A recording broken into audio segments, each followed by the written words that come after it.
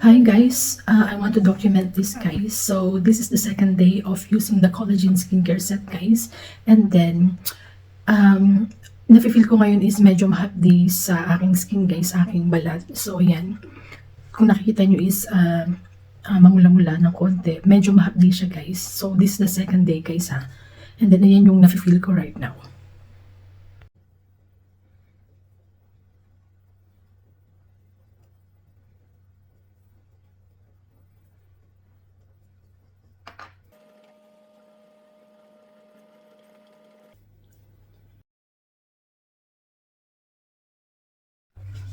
Hi guys! Good evening everyone! Pasensya na kayo dahil haggard ng lola nyo guys dahil gabi na dito and then ang dami kong ginawa kaninang umaga so medyo pagod ang lola nyo guys. So eto guys, quick update sa ating ginagamit na new product which is the collagen skincare set. So ito yung masasabi ko sa inyo guys ha dahil supposedly this is my third day na gagamit ako ng skincare set dun sa collagen. Pero hindi ko na siya gagamitin guys. I-stop ko na ngayon.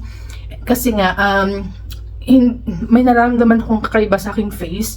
Dahil yung ginagamit kong night and day cream, kinabukasan, after ng second day, kinabukasan guys, para siyang I feel there's a burning sensation sa aking face guys. And then namumula siya, and then makate. And then kung mapapansin nyo guys, meron siyang pantal-pantal guys. May pantal-pantal siya guys, yung ko.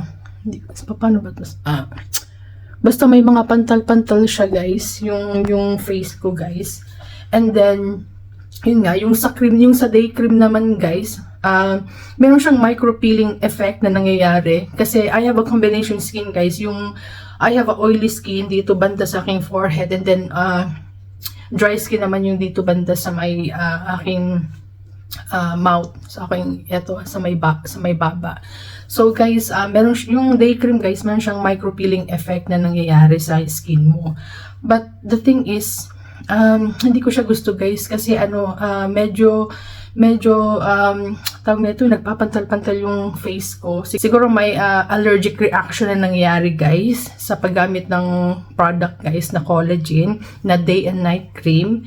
And then also sa lotion guys, na meron din akong naramdaman na meron din allergy. Nagkaroon ako ng allergy guys. Tingnan nyo. Ayan Hindi mo ko nakita ba?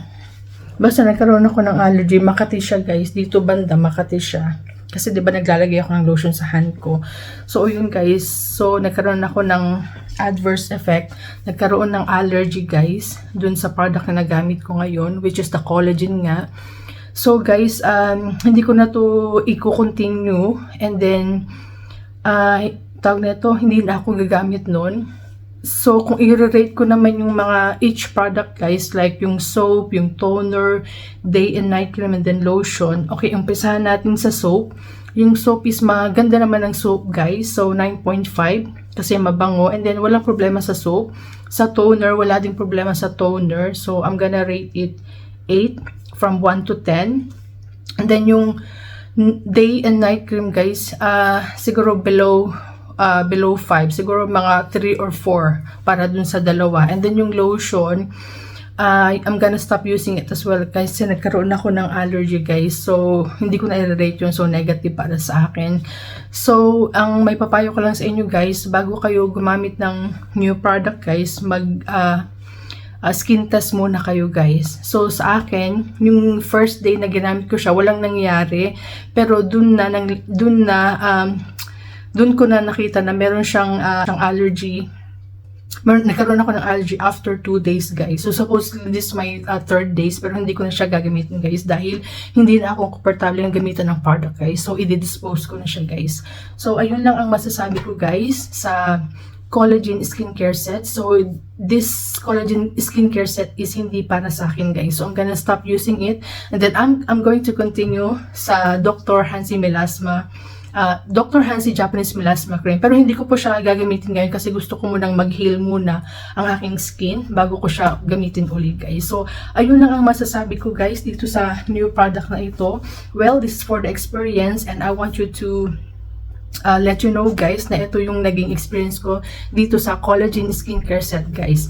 But other naman yung ibang gumagamit na ito guys, wala namang effect sa kanila. I mean, wala silang allergy na nangyayari. So, hiyang sila doon.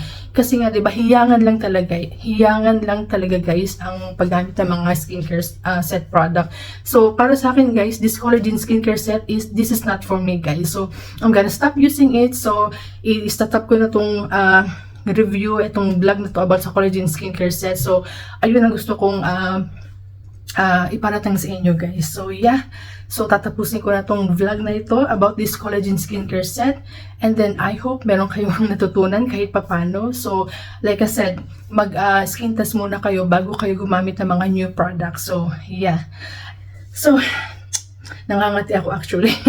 So by the way guys, tatapusin ko na tong video na ito, and then see you on my next one. By the way, this Cara says bye guys, good night.